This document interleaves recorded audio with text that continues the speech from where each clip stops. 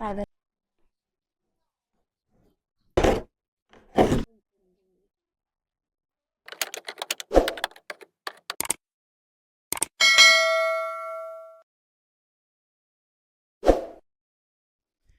ทักทายสบายดี FC ทุกคนเด้อแล้วก็สวัสดี FC ฝั่งไทยนำเนาะทุกคนหรือว่าต่างประเทศเนาะทุกคน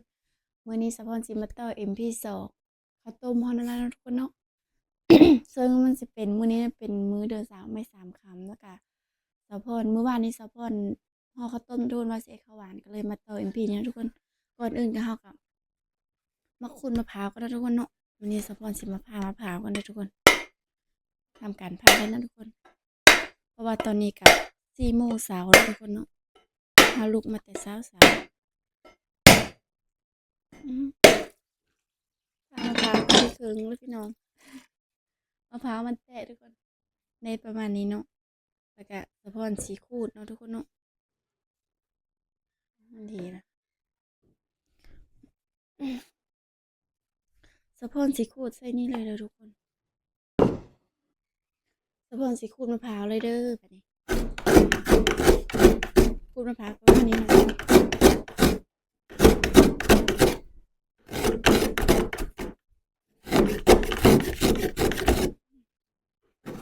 ตอนนี้ก็ยังแต่เช้าอยู่เนาะทุกคนตี4นะทุกคนเนาะเดี๋ยวอีกจักหน่อยประมาณ5โมงแล้วขึ้นไปจบ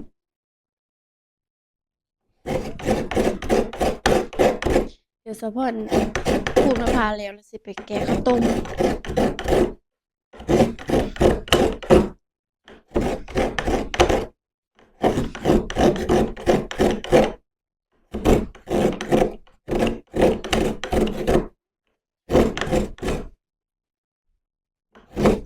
ขูดมะพร้าวนี่แบบเฮาเอ็ดข้าวต้มหวานแล้วก็ใส่เลยนะทุกคนเนาะหวานแล้วก็โรยใส่เลยเครื่องปรุงมันก็มีแต่น้ำอ้อยแล้วก็ครีมมะพร้าวนี่เนาะทุกคนเนาะเฮาขูดมะพร้าวนี่ใส่แล้วก็แล้วทุกคนมันก็บ่ได้ลงหลายดอก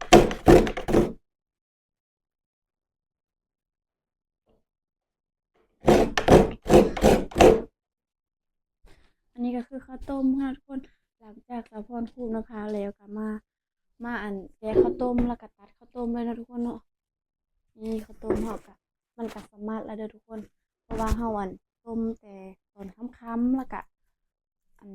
เอาขึ้นมาใส่กระหยังไว้ให้มันจะเด็ดน้ำเนาะทุกคนได้คืนนึงก็เลยมาแกะมื้อนี้ทุกคนนี่ก็แบบนี้เลยเนาะทุกคนแกะเอาใบตองออกนะทุกคนเนาะอืมขออนุญาตเอามือเลยทุกคนมือสดๆเลยจะได้ใส่เราแกะแบบนี้เนาะทุกคนแกะจนเฮาพอแล้วก็เฮาก็มาตัดบัดนั้นก็ทุกคน ตัดข้าวต้มนะให้มันเป็นกิ้มน้อยๆแล้วก็เพราะว่าเราสิใส่เข้าใส่น้ำอ้อยใส่มะพร้าวมันจังกลมกรอบเข้ากันนะทุกคนเนาะ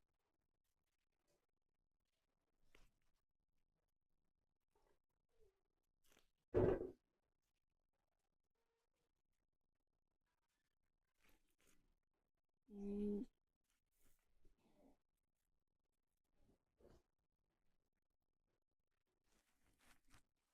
ประมาณนี้เนาะ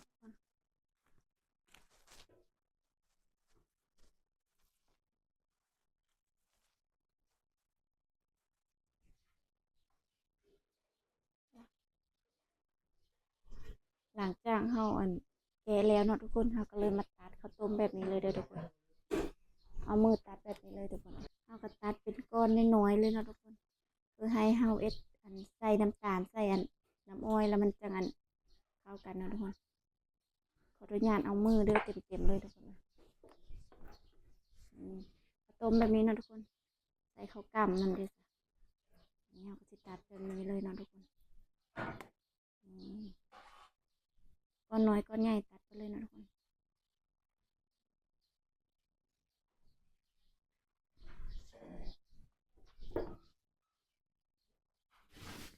อืม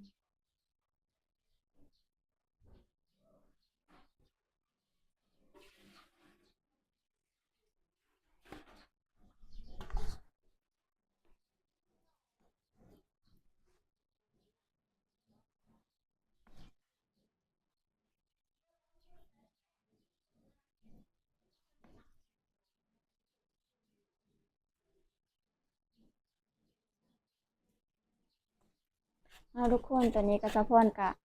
ตัดข้าวต้มแล้วก็มาปาดน้ำอ้อยทุกคนเนาะสะพอนสิใส่น้ำอ้อยนี่คือน้ำอ้อยเด้อทุกคน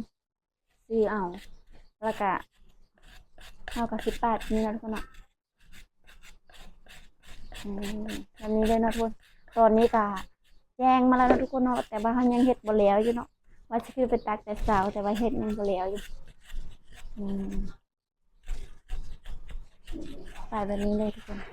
เดี๋ยวสะพอนสิปรุงแล้วแบบนี้เลยทุกคนถ้ามันไม่พอก็ยังปาดใส่อีกนะทุกคนนี่ทุกคนก็คือข้าวหวานเท่านั้นทุกคนเนาะสะพอนสิโรยใส่แบบนี้เลยทุกคนแล้วก็สิเอามือเขาโลดเนี่ยทุกคนขออนุญาตนำหลายๆเด้อพี่น้องเลยโลดให้มันเข้ากันเนาะทุกคน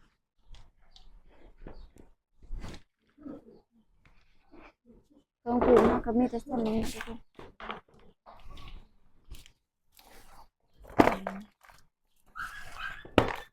ให้น้ำอ้อยมันซึมเข้ากับข้าวนี่มันก็หวานทุกคนข้าวหวานมันจะเป็นแบบนี้เนาะหน้าตามันเพราะว่าเอาข้าวกลับเฮ็ดเองเนาะทุกคนก็จะงามแน่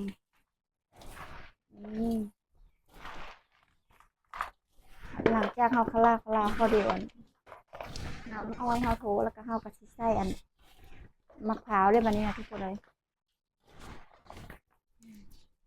อันนี้ก็คือมะพร้าวเนาะมะพร้าวที่เขาขูดนั่นแหละทุกคนพอชีโหยลงไปเลย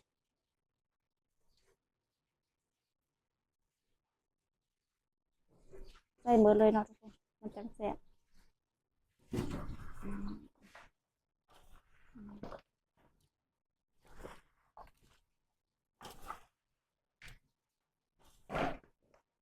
กระเซ็ตแล้วเนาะทุกคนบรรยากาศแล้ว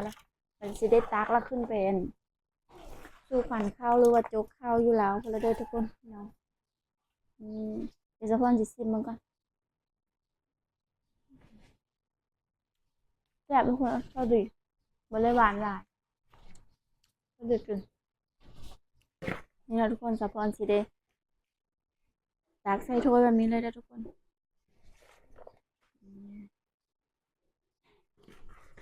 ตักสดๆเลยเด้อทุกคนเพราะว่าปีหน้ากะจะได้ข้าวหลายๆลงมาแล้วก็ข้าวก็จะได้กินเนาะทุกคนเนาะตอนนี้ก็ขึ้นไปจกอันข้าวอยู่แล้วก่อนทุกคนเนาะข้าวสิตักอันข้าวหวาน2 ถ้วยแล้วก็ตักแกงป่าเนาะทุกคน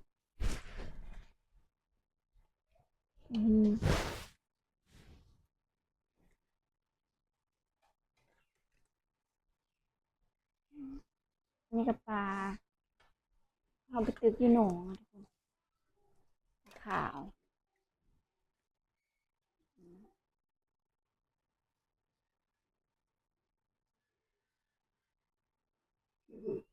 ประมาณนี้เนาะทุกคนเนาะเดี๋ยวไปเบิ่งเลยเนาะทุกคนว่าอยู่แล้วก็จะไอ้จังไหนเนาะเป็นแบบนี้เลยเด้อทุกคนแต่ทางอื่นนี่จังไหนกันทุกเนาะอันนี้ก็คือฮิตของประเพณีนับถือแต่พอจะเมตแต่พูดแต่ยัดแต่แต่หน้าต่อกันมาทุกคนนี่ละ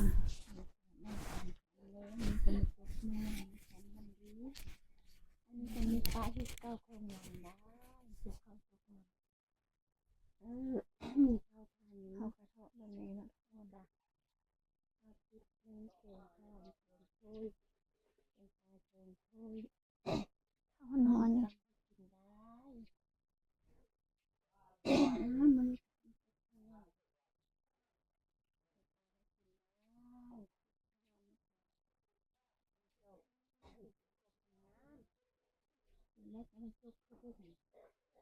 ป็นไงเขาได้เข้าหลายๆ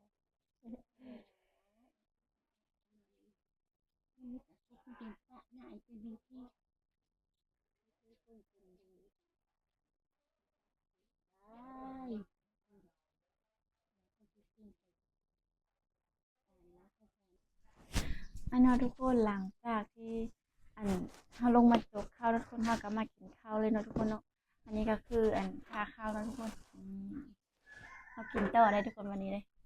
อันนี้ก็คือข้าวหวานเนาะทุกคนกินเลยเด้อทุกคนมาเด้อเอฟซีทุกคนกินข้าวหวานดู3 ไม่ 3 คำทุกคน นี่บนอืมแซ่บทุกคน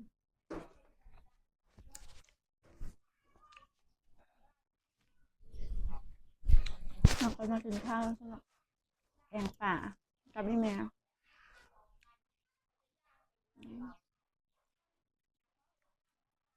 กินข้าวเช้าเลยทุกคนเลย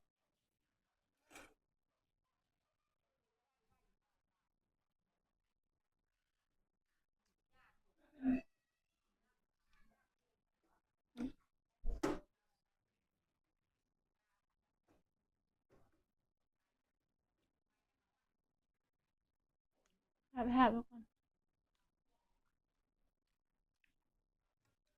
กินข้าวหวานกินข้าวหวานอืมแบบนี้เลยพี่น้องอืม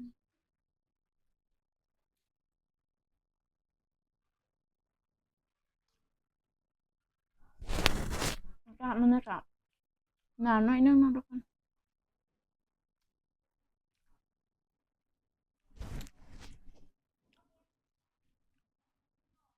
ว่าสิจกแต่เช้าๆ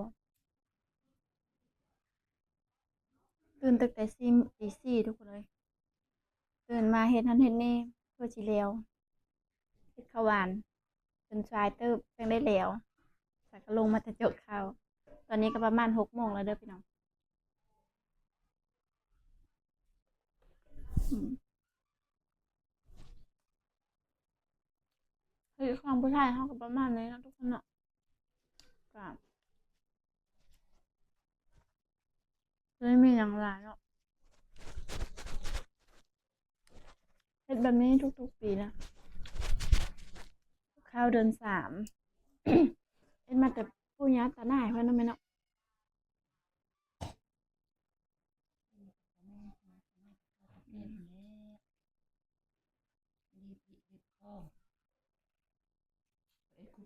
อืม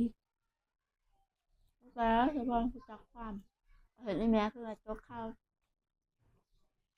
แบบสู่ขันข้าวคือเนาะแล้วเฮาเฮ็ดหน้าแล้วก็เอาข้าวขึ้นแล้วเพิ่นแล้วก็เชิงหันข้าวแล้วบัดเดือน 3แล้วเฮาก็เฮ็ดแบบนี้ทุกๆปีเนาะแม่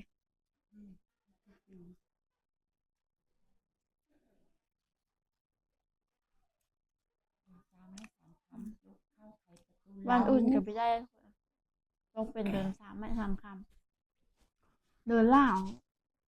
บ่แม่นเดือนสากลเดือนลาวถ้าเดือนสากลก็เดือนนี้ก็ยังเป็นเดือน 1อยู่นะพี่น้อง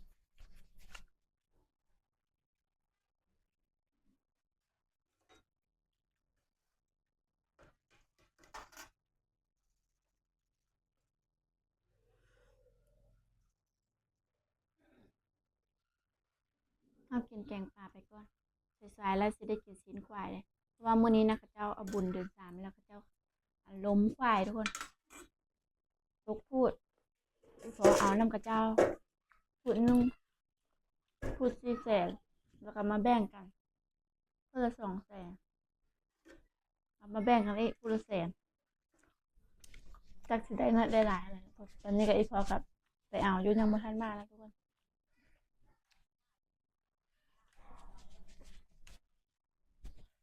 ตอนนี้ก็แจ้งว่า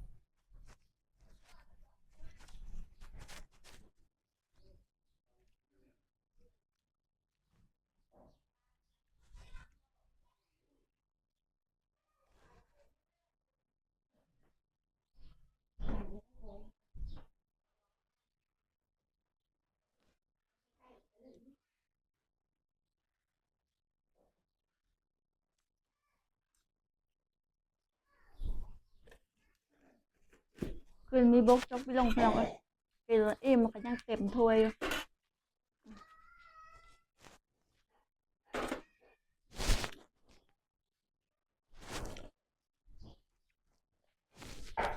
เนาะ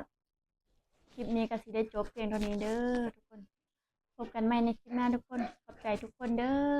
ที่ติดตามซัพพอร์ตตั้งแต่ต้นจนจบทุกคนฝากทุกคนกดไลค์กดแชร์กดติดตามเพื่อซัพพอร์ตในเด้อเพื่อเป็นกำลังใจในการให้คลิปทุกคนคลิปนี้ก็บ๊ายบาย